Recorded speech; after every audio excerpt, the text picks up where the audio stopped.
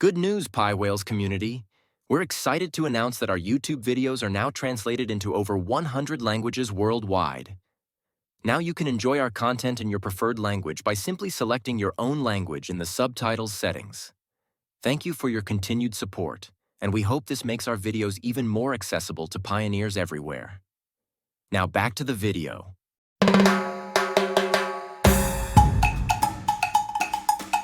Welcome to the show. Thanks for being here. Thank you for having us, Alex. Thanks, Alex. So I would just first love to learn more about you guys. Like, how did you meet? How did you get the idea for Pi? Like, what is the genesis story for in your backgrounds?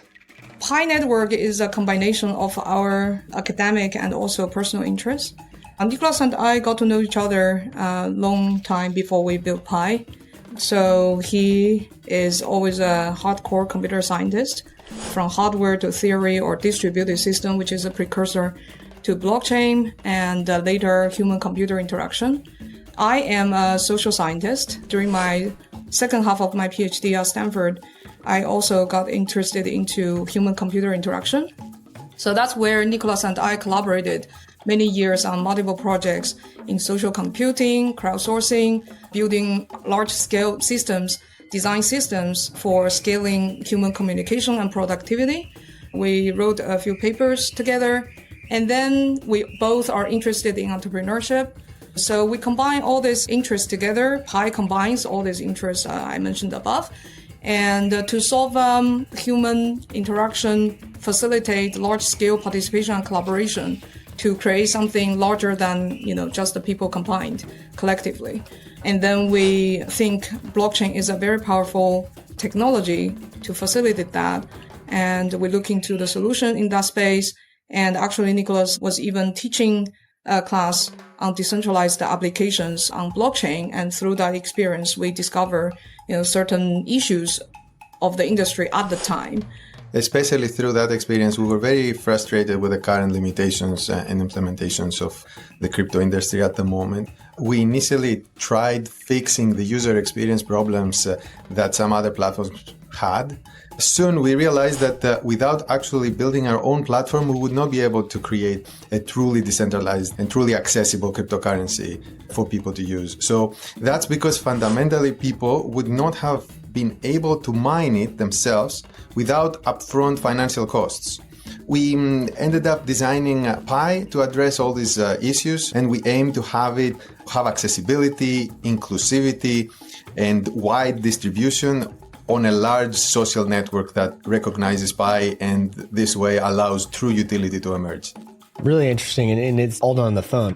One of the things you guys are trying to accomplish is just lowering the barrier and to make it more accessible. And I think that's been the holy grail of crypto for a while. Like, I remember I got back in this space in 2016, and that was the narrative then, and it's still the narrative now. It's still a work in progress. There's like a lot to be done, but I'm just genuinely curious to learn more about your approach to solving that problem.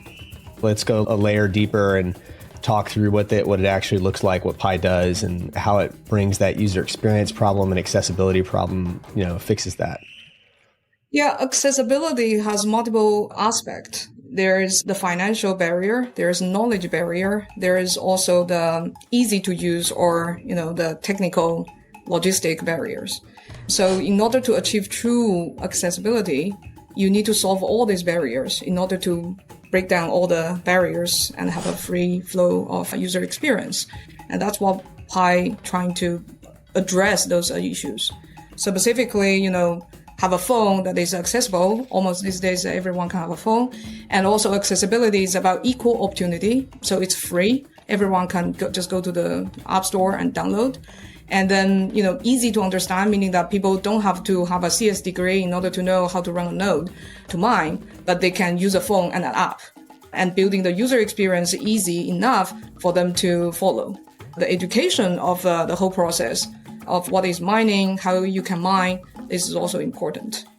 I would love to dig deeper into the consensus or just how that works. From a mining perspective, that is definitely one of the biggest things, like especially for early adopters, that you miss out on. If you're not highly skilled DevOps engineer in most cases, you cannot participate at that level in the earliest days.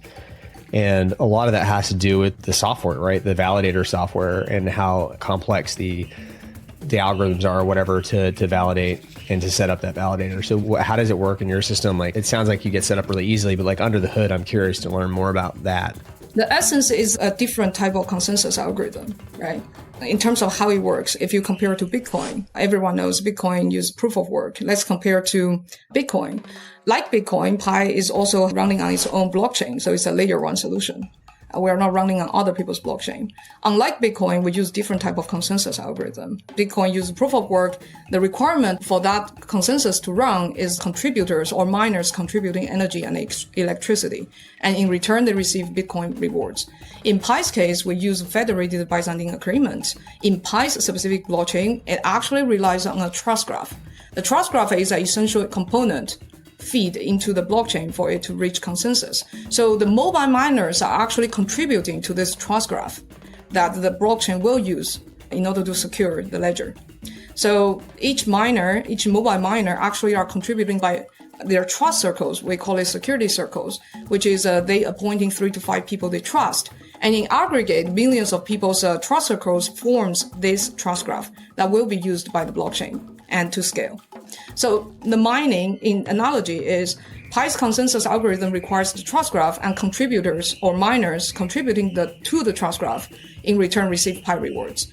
This is the fundamental reason why Pi mining doesn't consume the level of energy required by traditional mining of cryptocurrency. At the same time, it's also allowing mobile miners to contribute to the blockchain without getting, with abstraction also from the complications of the technical aspect of blockchain. So I have 5 friends and I onboard them to the Pi network as part of my trust graph. I like send them the link to the app. They download the app and they hit the button to contribute resources. How is the trust verified? I guess another way to ask is like, how would you game the system and how do you prevent that, right? So what does trust actually mean? And how do you, at a scale, I kind of see it already, right? Like if everyone's trust circle is 30 people, that's still not big enough to be like the billions of people they can't possibly collude to corrupt the chain. I'm trying to wrap my head around like what are the risks and trade-offs and like how does it actually work? How does the trust actually work? Yeah, I can try to explain intuitively how this works. First of all, I want to clarify that the blockchain consensus algorithm is running on computer nodes, and we have tens of thousands of these computer nodes already, even just on our testnet. So comparing the testnet of Pi with other mainnets is a few maybe orders of magnitude even bigger. Hey Pi Whales fam, we've got something special for you. A big shout out to our incredible community of subscribers. We love reading your comments, engaging with your thoughts, and seeing the passion you bring to every episode. So, to show our appreciation, we're doing something extra special. We've picked 10 of our most active YouTube subscribers who commented on our last video, and we'll be shouting you out at the end of the next video. That's right, your engagement matters, and this is our way of saying thank you for being such a huge part of the Pi Whales YouTube community. So make sure you stay till the end of our next video. You just might see your name there. Keep engaging with us, and who knows, you could be featured next. Thanks for supporting Pi Whales. Together, we're building a stronger Pi network community. A big shout out to